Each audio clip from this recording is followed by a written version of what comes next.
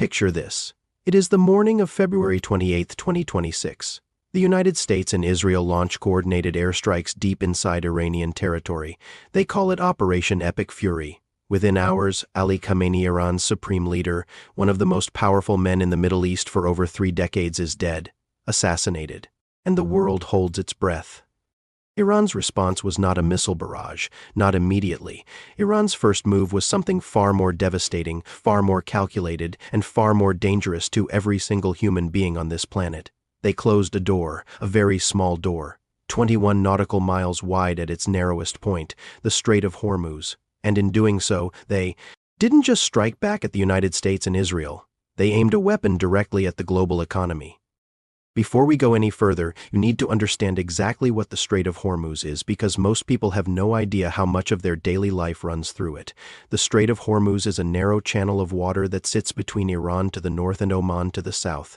It connects the Persian Gulf to the Gulf of Oman and from there to the open ocean. It is, without exaggeration, the most important 21 miles of water on the face of the earth.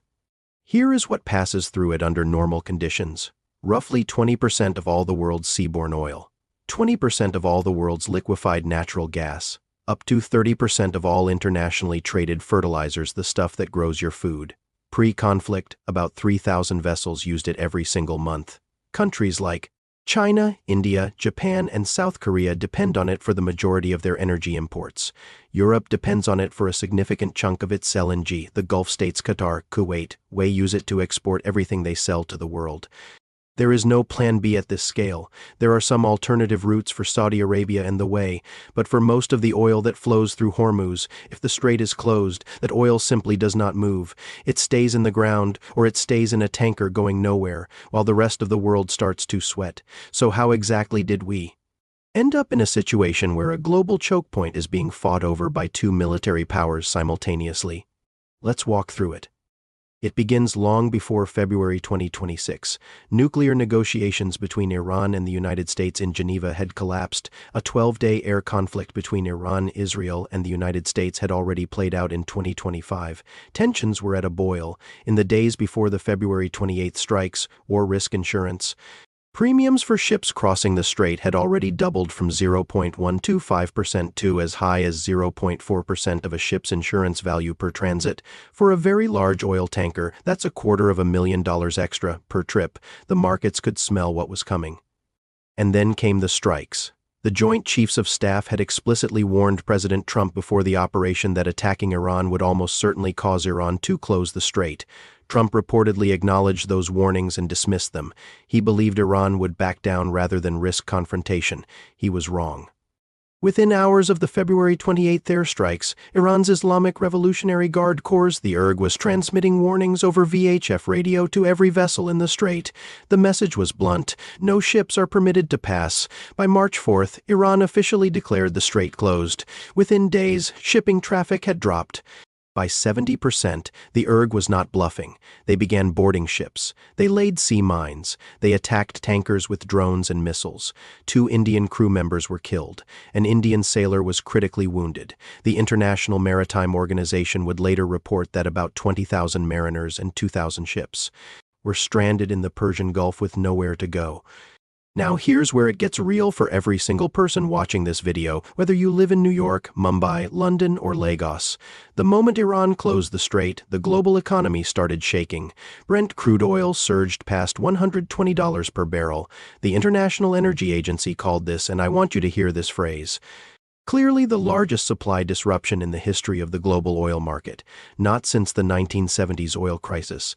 Not since the Gulf War. The largest in history. Full stop. Oil production across Kuwait, Iraq, Saudi Arabia, and the way collectively dropped by a reported 6.7 million barrels per day within the first 2 weeks. By mid-March, that number had climbed to at least 10 million barrels per day. Qatar, one of the world's biggest LNG exporters, declared force majeure on all of its exports. That means it legally told its customers, "We cannot fulfill our contracts. We have no choice. The gas is stuck." In Europe, Dutch gas benchmarks nearly doubled to over €60 per megawatt-hour by mid-March. The European Central Bank postponed its planned interest rate cuts and warned of potential recession. UK inflation is expected to breach 5% in 2026. Across North America, gas prices at the pump have risen sharply, with jet fuel prices surging 95% since the start of the conflict, causing airlines to slap surcharges on baggage fees. And then there is the food angle that almost nobody is covering. The Strait of Hormuz is not just an oil route. Over 30% of global urea, the fertilizer that helps grow corn, wheat, and rice, passes through it. When the strait closes, fertilizer supply chains break, and when fertilizer supply chains break, food gets more expensive. Everywhere. The British Food Policy Institute has already warned of long-term global food price increases. The Gulf states, where over 90% of Qatar's food is imported by sea, were thrown into a grocery supply emergency. 70% of their food imports disrupted by mid-March, forcing retailers to airlift basic staples, with consumer prices spiking 40 to 120% in some areas. This is not abstract geopolitics. This is the price of your bread, your fuel, your electricity. Here is where this story takes a turn that is genuinely unprecedented in modern history.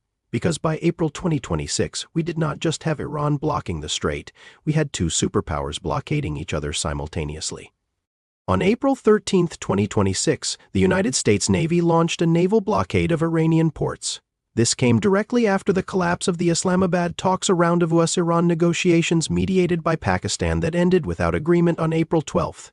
J.D. Vance announced the failure. Trump declared the blockade the next morning. The Guardian described what followed as a dual blockade: Iran blockading the Gulf, the U.S. blockading Iran, two nuclear-adjacent powers, two opposing blockades, one tiny strip of water, and billions of dollars in global trade hanging in the balance.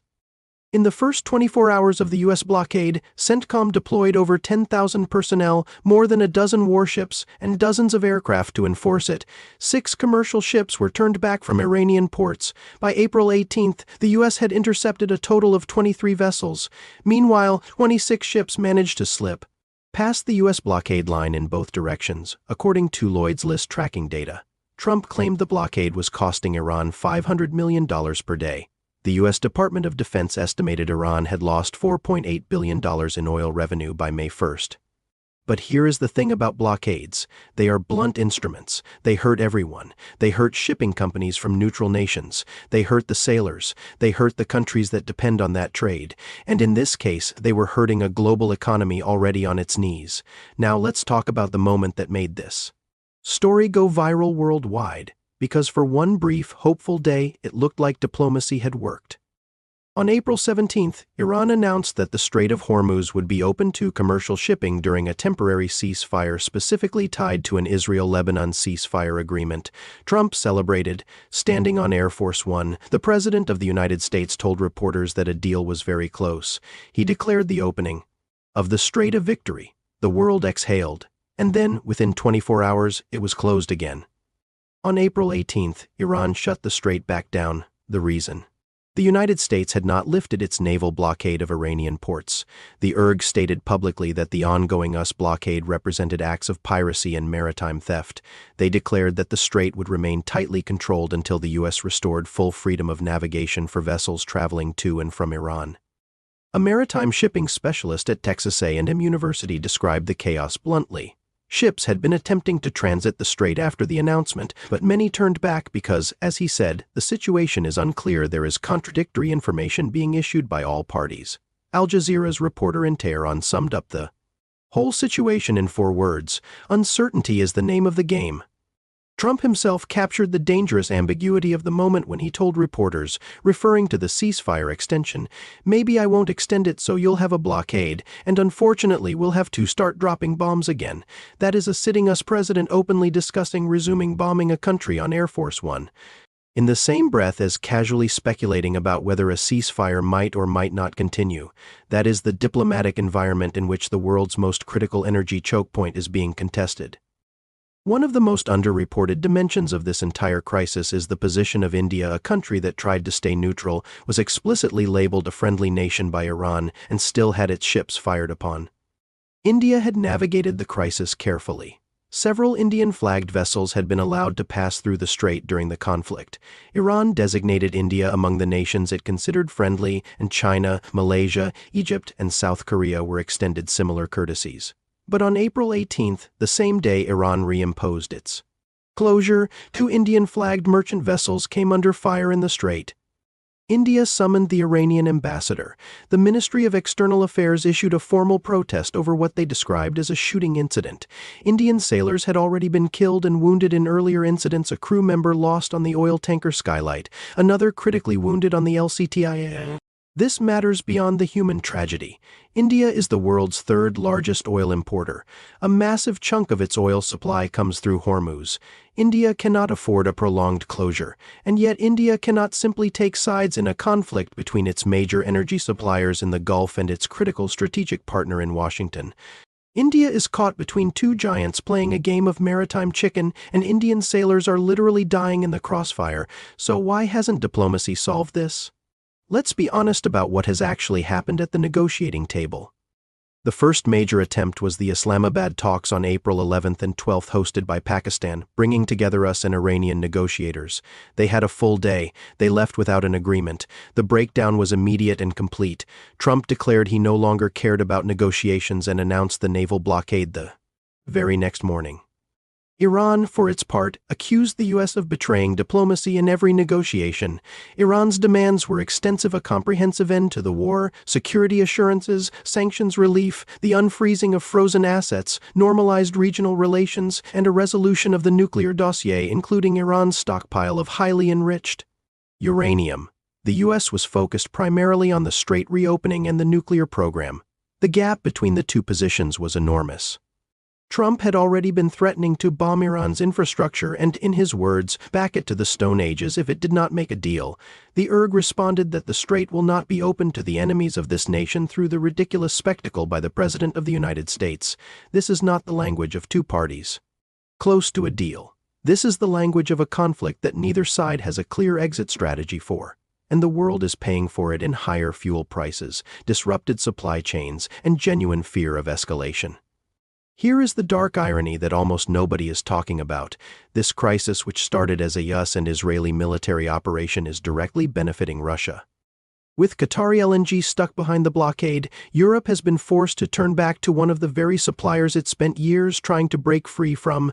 According to shipping data analyzed and reported by The Independent, between January and April 2026, the European Union imported a record volume of liquefied natural gas from Russia's Yamal LNG project in the Arctic, worth approximately £3 billion, that represented roughly 98% of Yamal LNG's total exports during that same period.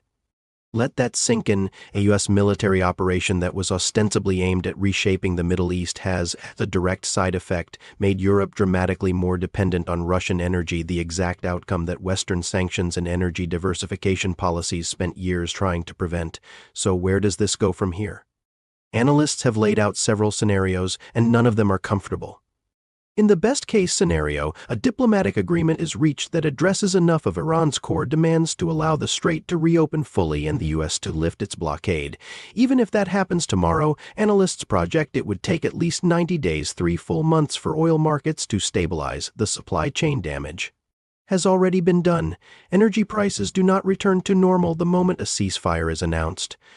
In the middle scenario, the current situation of contested, partial control continues. Ships try to transit. Some are turned back. Some are attacked. Insurance premiums remain astronomical. Shipping companies continue to avoid the route.